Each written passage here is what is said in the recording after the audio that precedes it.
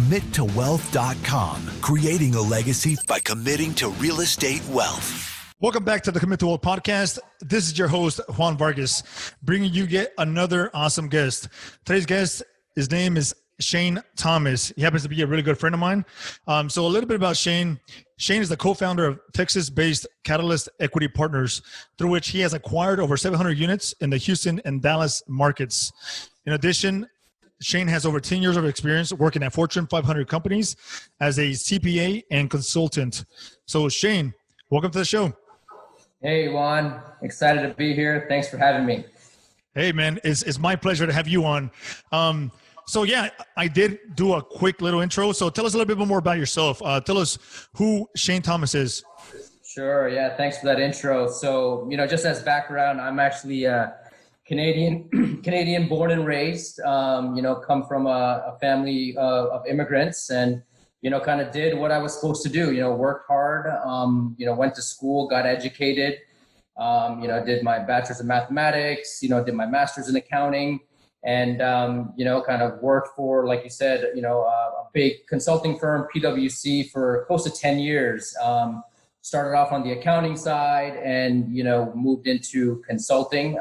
And then in 2010, I moved to Chicago from Toronto, Canada. And so, that was supposed to be a quick journey for me to Chicago. It was only supposed to be a couple months. And then, it's been 10 years and, I'm married now with 3 kids and living in Houston. But professionally, I've always, wanted to get into business. And, just kind of growing up, my brother and I used to, always talk about different business ideas. I mean, he's now an entrepreneur and whatnot. And it was kind of going against the grain, I think, kind of culturally and from a family perspective. So that's why I went into accounting, really just to kind of understand the basics, kind of the backbone of business. You got to understand your numbers and whatnot. And I think that served me well. And then, just long story short, kind of, looked at all the business opportunities out there and real estate always kind of just struck a chord with me. It was tangible, I had, unless you're going to go try to build a nice technology company like a Facebook or whatnot, I thought that, real estate was a good way where, normal people could build wealth long-term. Right. And so, I started off investing in, single family, 10 years ago in Toronto, actually, not knowing much, to be honest with you, not knowing, nearly what I know now.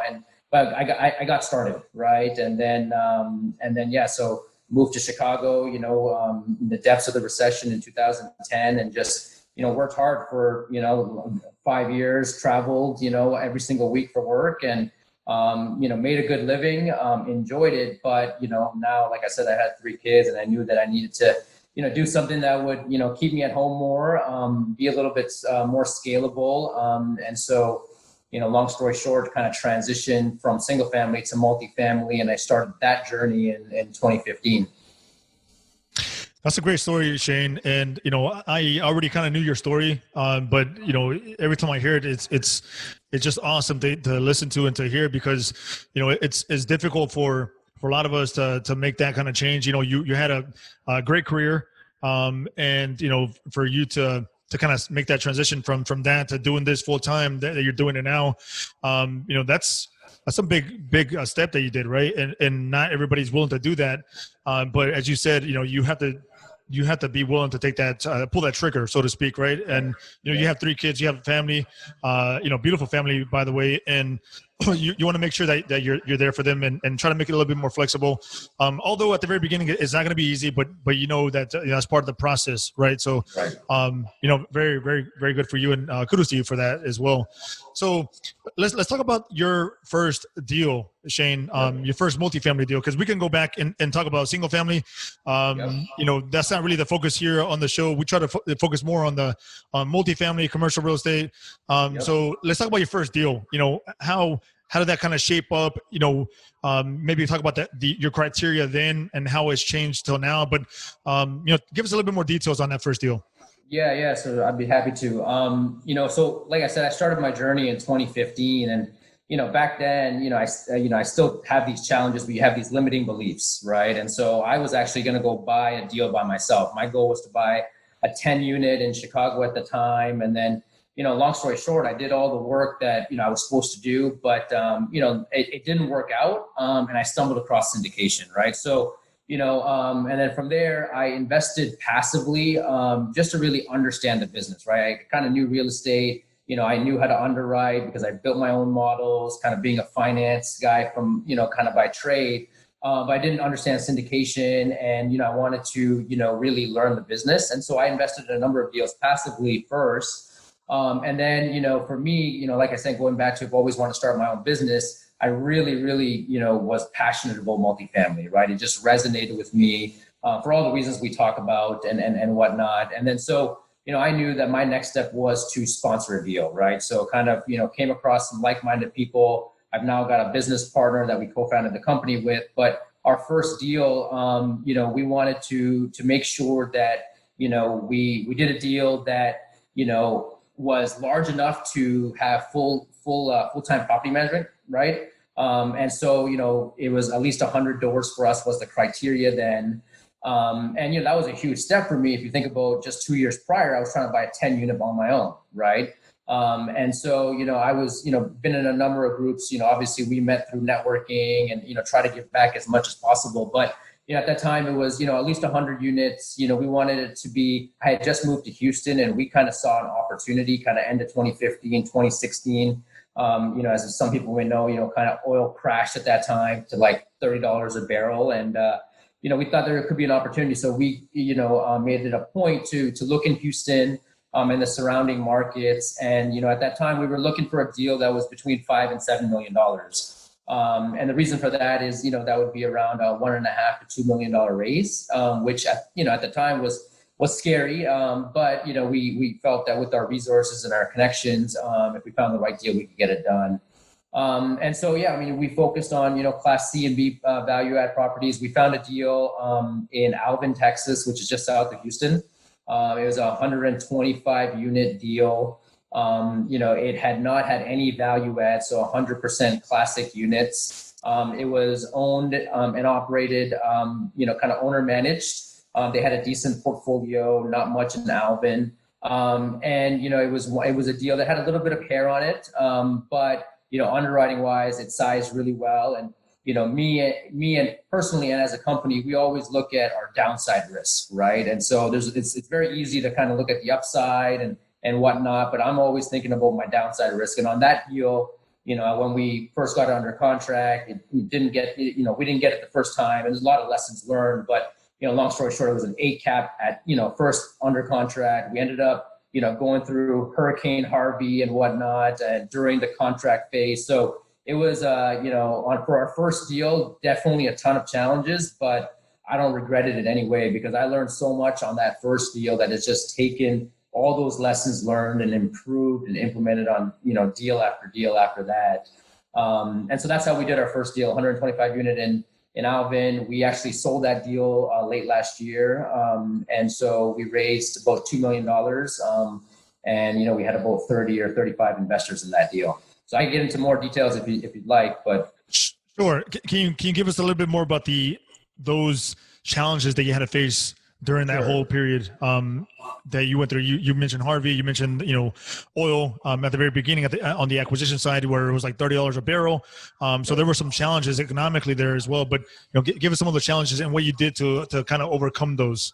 Yeah. So I think from an opportunity perspective, we saw, oil coming down as a potential opportunity, right? Where, there may be quote unquote distressed deals or whatnot. And, where people might be trying to exit, long term, I'm very bullish on Texas. I'm bullish on, the major metros in Texas. And so, so we saw it as an opportunity. Then this deal, it had a LURA on it, which is a land use restriction. So that, I think a lot of people probably got scared away from that, but we actually took the time to dig deeper, right? And really understand what that means. And once we kind of peel back the onion more and more, we realized that, there's an opportunity. There's 7 years left on these restrictions. We were going to buy the deal.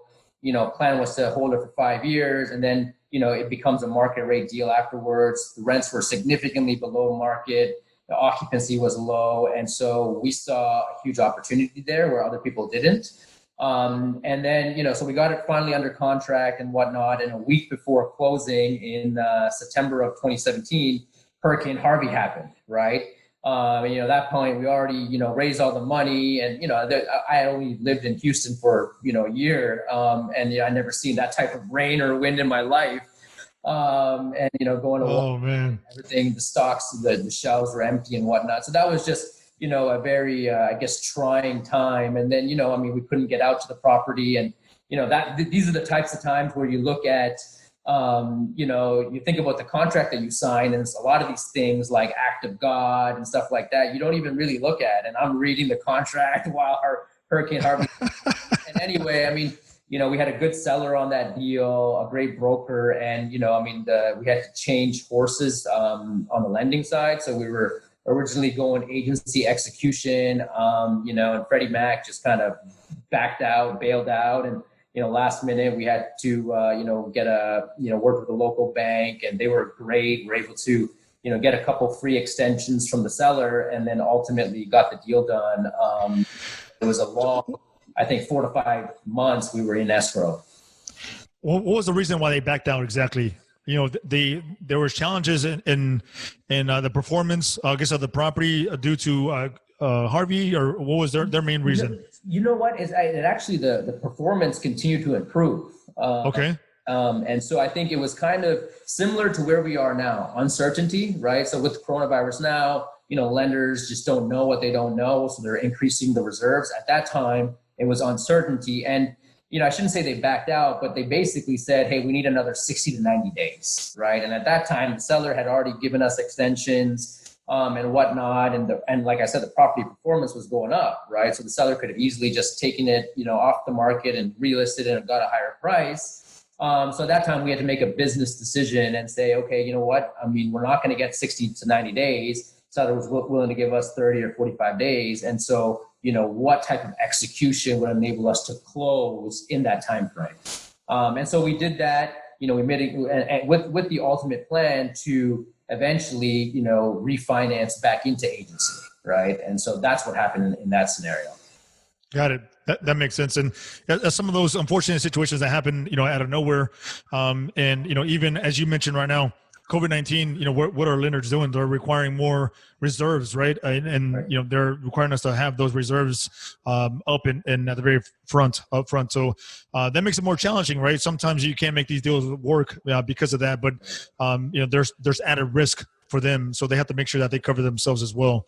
So, Right. So since then, you have been able to exit on that deal, and you made some good returns for your investors. Yep.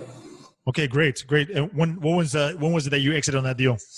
So we exited September 2019, so just under 2 years. And so, it was definitely a deal that, had its fair share of challenges, like every deal do. Right. Mm-hmm.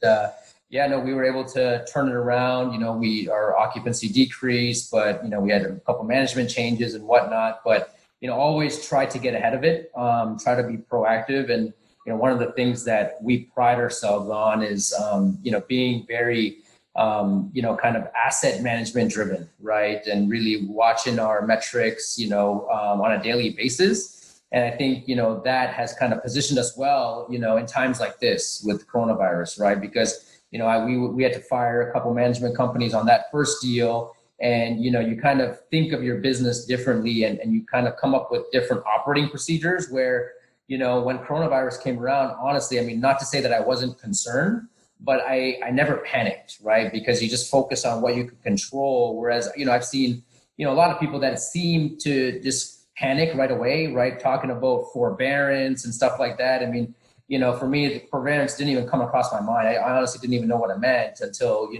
lot of stuff. Mm-hmm. But, and so I think, you really learn from the lessons. And, we have a great team, and, we partner with somebody with experience on that deal that help navigate, us through things. But that deal was a good deal for our investors. We were able to, turn it around in 2 years and get out and have a capital event. And, and since then, we've just grown in deal size since then.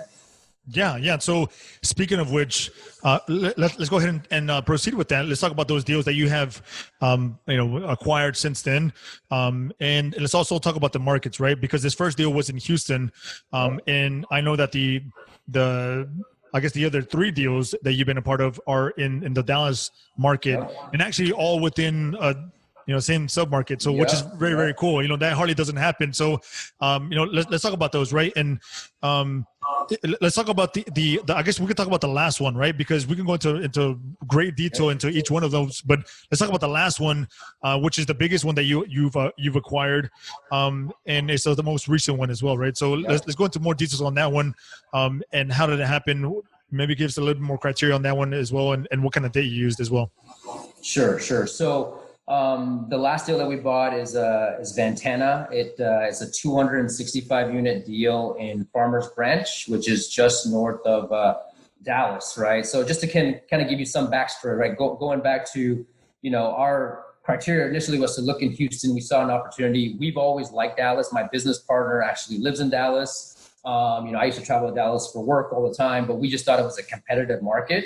And so, we found, our second deal was in Dallas, right? And so we kind of got, as it kind of takes that one deal to kind of establish some, credibility in the market, right? And so, so that helped us get there. And then we bought another deal. And then this last deal that we just got, they're literally a cluster of properties, right? So we've got about 600 units in a half-mile radius. And this deal, we actually were, presented the deal kind of off market. And at that time, it didn't make sense to us because we had just bought two deals. We kind of knew the pricing there.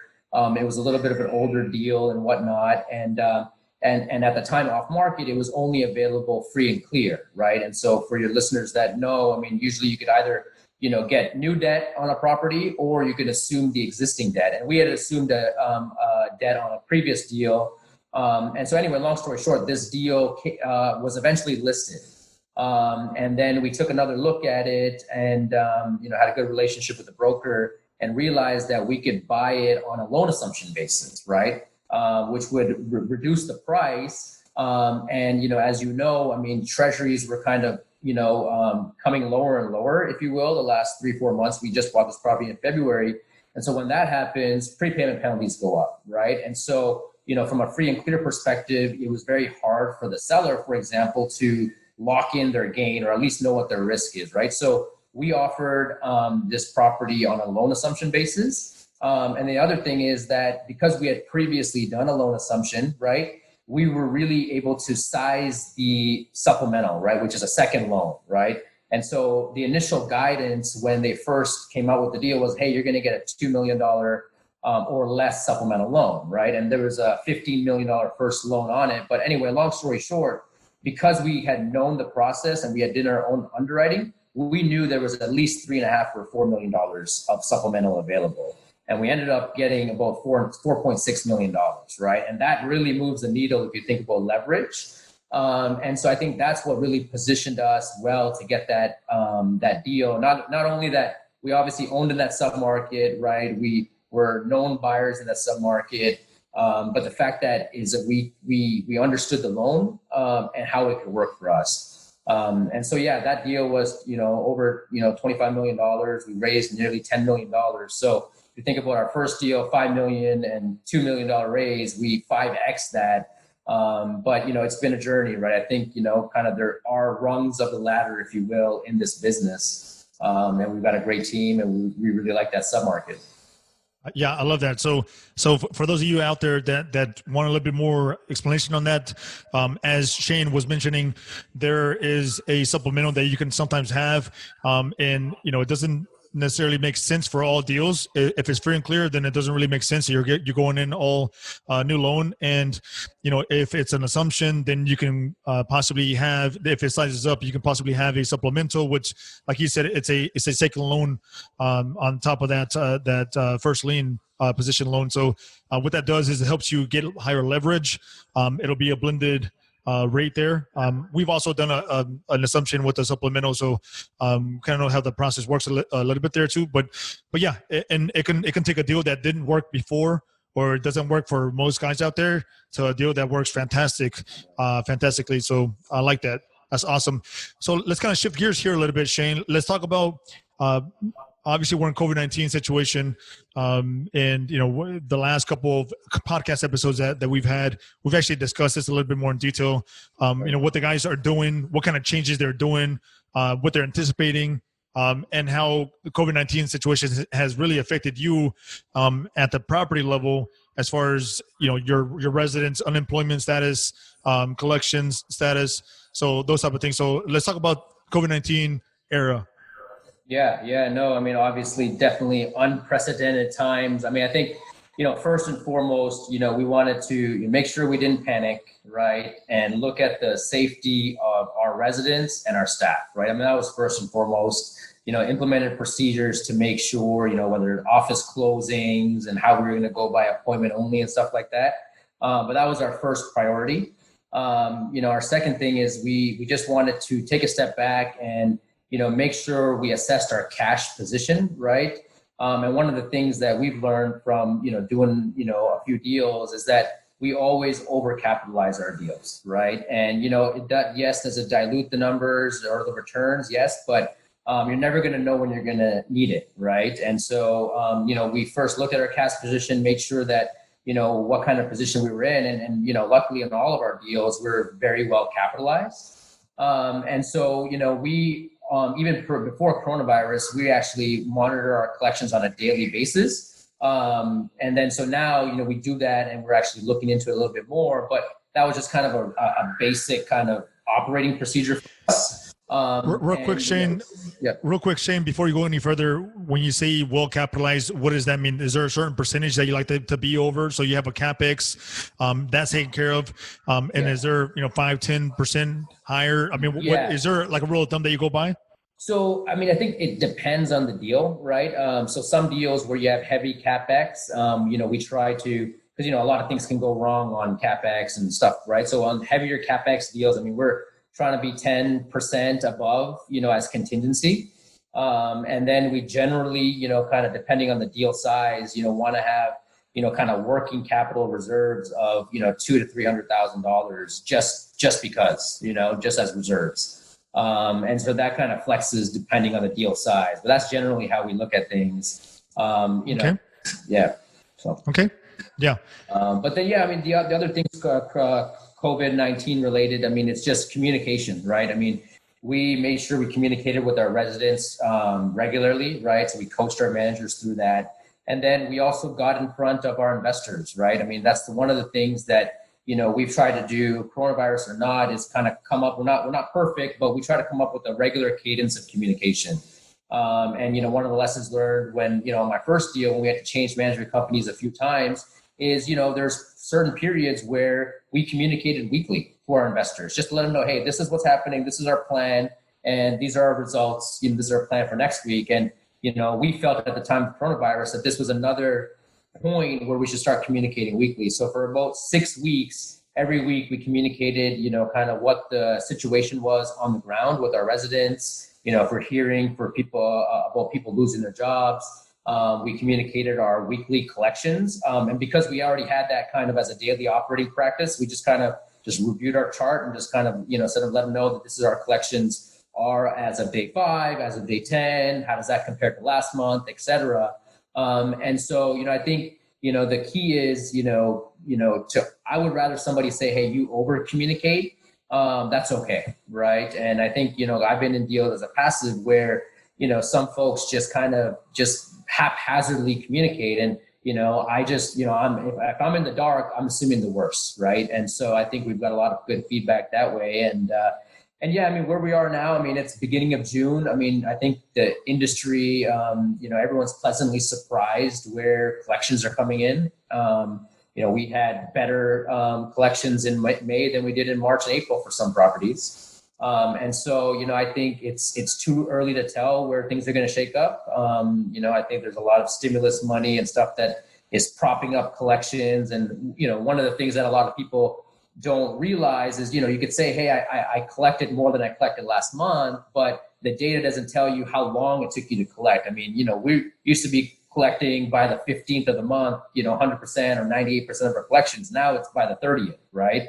And the data doesn't tell you how many folks, are on unemployment, how many folks got help from their churches or community outreach programs and stuff like that, right? So it's definitely a challenging economic time, to say the least. But we'll see. I think the next 2-3 months, we'll see what the fallout is. Yeah, and I'm with you on that. I think we are also in that same boat, so to speak.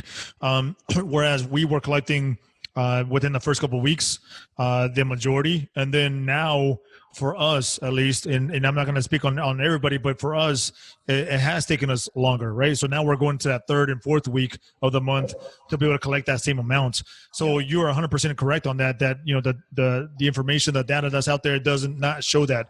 At the end of the month, it's going to show a certain number, and it looked very similar to the prior months, but it doesn't show how you got that. And the other point that you mentioned is that yes, we've also had some residents, get assistance from the local churches. So you mentioned that it's like, yes, it hits right on.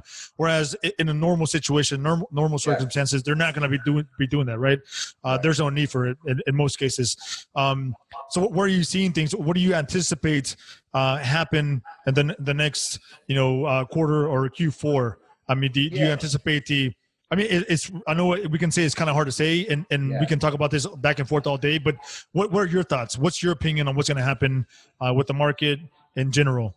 Yeah, I think if you take just a common sense perspective, big picture perspective, right? I mean, you've lost 30 or 40 million jobs, right, nationally. And, I just don't see all of them coming back, right, right away, right? I think, folks and businesses have learned to live kind of or operate on a leaner basis, right?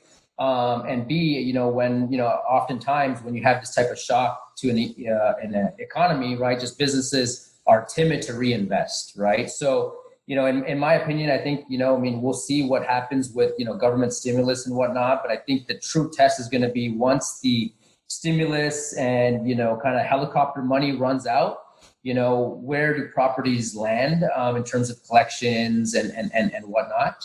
I think from a transaction volume perspective, it's going to be very slow the next 6 to 12 months. In my opinion, I think a lot of deals that, were struggling pre-coronavirus are probably going to be the ones that, may look to exit, right? But if you bought right, financed right, capitalized well, and you don't need to sell, I think, myself included, there's no need to sell, right? So I think there's just going to be a drop in transaction volume. There's still deals to be had. I think that there's always opportunity to buy. So we haven't put our pencils down, but a lot of this business, is dependent on kind of capital flows, right? And right now, even though Fannie and Freddie are open, they've, kind of their leverage and their, reserve requirements, kind of put you in a tough position to kind of pencil deals. So, we're looking at deals where, I think loan assumptions could be an opportunity. There might be some distressed deals coming to the market, but I don't see stabilized deals trading, unless there's a truly motivated seller. I'm with you on that. I think if there is going to be some opportunities, I think it's going to be a small window of opportunity. When that's going to happen, that's to be determined, right? When nobody knows. You can argue that there might be some that will be distressed, come Q4, or you can argue that 2021, Q1, Q2, and 2021, right? And then I've heard other guys say that even 2021 is not going to be the year because 2022 is when you want to wait for, because the last recession when we had 2008, it wasn't until 2010, 2011, even 2012 when you were able to obtain the best pricing. So I guess the point I'm trying to make is don't rush into buying deals in today's market. If it makes sense, it's an absolute home run, then go for it, right? This is for all you guys that are looking for your own deals. If you're passive, then still make sure that again, you have to make sure that the deal is well underwritten, and there's a lot of unknowns right now. Another thing I will say real quick as well is COVID-19. We're recording this in early June of 2020. It seems as if COVID-19 is still ongoing, but it seems as if it's kind of like a thing of the past, so to speak, a little bit. It seems like we're in a different chapter now today. But there's no guarantee that there can't be another wave. And then here we go again. We go from 40 million unemployment to 50 or 60, just overnight. So that's something to keep in mind as well. But at the same time, keep your eyes open. I think there's always going to be opportunities out there. Just keep your eyes open and just don't rush into anything is the biggest thing I would say for sure. Well, on that note, I think it is time for our Nuggets of Wealth, Shane. So these are questions that I ask every guest every week, and hopefully they are able to help them out. Question number one, what is a good tool, source, or platform that you use almost daily that can also help others? Sure, yeah, good question. I mean, I think as you grow your businesses, the tools change, but recently we started using Slack more religiously. We kind of had it set up. But from a collaboration perspective, we've got some help in terms of VAs for different parts of our business. So it's really great for that. We've tied that in with project management software. I come from a consulting background, so kind of, managing projects, is something that we have to do well. So we kind of tie Slack with Asana. And then the other thing is, Calendly. I mean, as part of my role is, talking to investors and whatnot, and, used to kind of waste 3-4 emails kind of trying to figure out, what's the calendar availability. Yeah. And, it adds up when you're talking to 5-10 investors a week. And so Calendly is an app. I know you use it, but it's great, and people can book at their own convenience and have access to your calendar. So those are a few that, we use and just to really help with the collaboration and make things more efficient. Yeah, those are some awesome platforms. I will second those as well. So thank you for sharing those, Shane. Which book are you currently reading, if you're reading one, and which one has had the biggest impact on your life? So I'll start with the biggest impact. I mean, I think it's been said many times. I mean, Rich Dad, Poor Dad, for sure, kind of changes your mindset about things. I read that in 2008 or 2009. That really kind of started me on my real estate journey. Think and Grow Rich is another one that kind of, goes hand in hand with Rich Dad and Poor Dad to me. I'm actually rereading The E-Myth by Mike Gerber. And so, that book is really about kind of working on your business versus working in it. And I had read it a few years ago and I was at a different stage in my business. So I picked it up again because, we're really in the kind of, time frame right now where we're really trying to work on our business and scale. And so I highly recommend it for entrepreneurs, kind of moving from, kind of being the technician or the, kind of jack of all trades and, really kind of trying to systematize your business. Which is one of the goals that I have this year. Love that. And those 3 books I've also read. So I will also say that they're fantastic books. E-Myth Revisited. If you're a business owner or you're looking to start a business, I think it's a book that you can probably read, once a year. And it will give you a lot of good information on how to definitely scale your business. So I like that book as well, for sure. Do you have any particular advice for someone looking to get into multifamily investing, or someone that's already in multifamily investing today but is looking to scale? Yeah, I mean, I think if you're looking to get in, you got to start by getting educated. I think that's the key. I mean, there's obviously this is big dollar amounts. There's ways that you could collapse timeframes for sure. Like we all have kind of networking and whatnot. You host a meetup, I do as well, and there's a lot of resources out there that, didn't exist 5 years ago when I started, right? Or at least not at this scale. But getting your education, meeting people, at the end of the day, it's a people business, right? People invest with folks that they know, like, and trust. I think for folks that are already in the business, it's challenging, to buy deals, right? It's been a challenging market for a while. I think, the one thing that's always served me well, even though it's very hard to do, is be patient, right? Because, 2019, we didn't buy a single deal, and it was a tough, trying time mentally for us. And now, a lot of folks are saying, what are we going to do? There's no transaction volume. But if you think about 3 months, 6 months, 12 months of a career, and for me, it's going to be 3 to 4 decades of a career, that's nothing, right? And so I think if you have a long-term mindset, especially in real estate, right? I think a lot of people, it's not a get rich quick. You got to plant the seeds, and it takes years to start seeing the slow snowball effect. So, be patient. I mean, like what you said, I mean, right now, if you find a great deal, go for it, but don't do a deal just to do a deal. Exactly. Very good. Very good. Okay. How do you like to give back?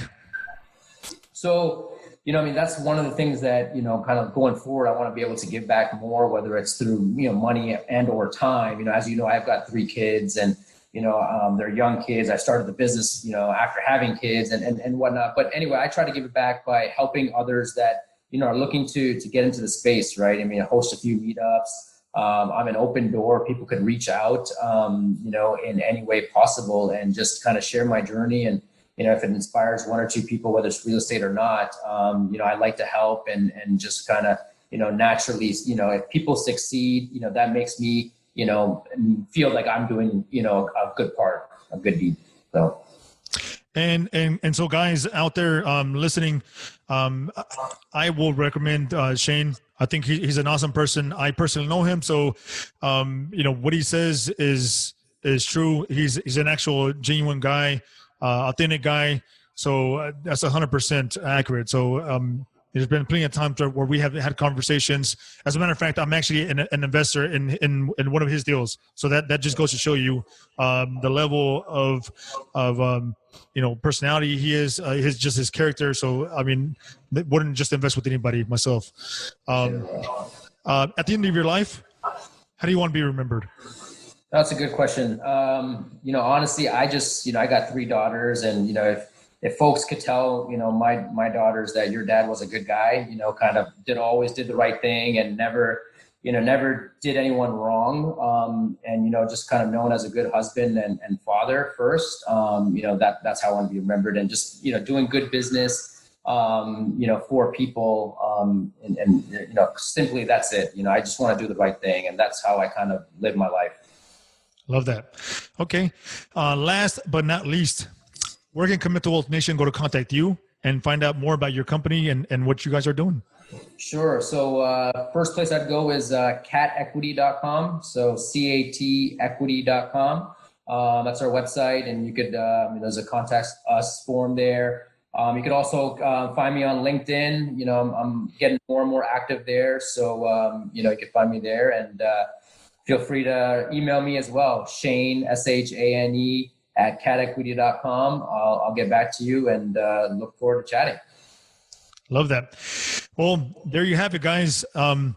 Shane Thomas from Cat Equity or Catalyst Equity Partners, great friend of mine. Solid guy based out of Houston. So if you guys have any questions, feel free to contact him. We have his show. His contact information are going to be in the show notes, so don't forget to check those out. So once again, Shane, I appreciate your time. Thank you so much for sharing your story, sharing a lot of good tips and advice on the multifamily space, investing today and for the future. And I wish you continued success. Thanks, Juan, man. Appreciate having you and look forward to being able to hang out soon. CommitToWealth.com, creating a legacy by committing to real estate wealth.